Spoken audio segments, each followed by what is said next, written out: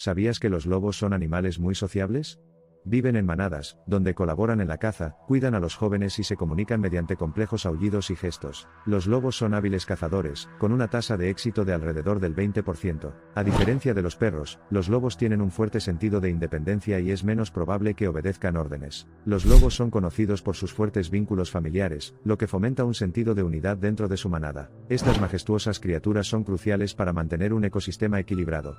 Desafortunadamente, los lobos han enfrentado desafíos debido a la pérdida de hábitat y la invasión humana. Entonces, la próxima vez que escuches el aullido de un lobo, abraza la curiosidad y admira su belleza natural. Recuerda, es importante apreciar y proteger a estos increíbles animales desde la distancia.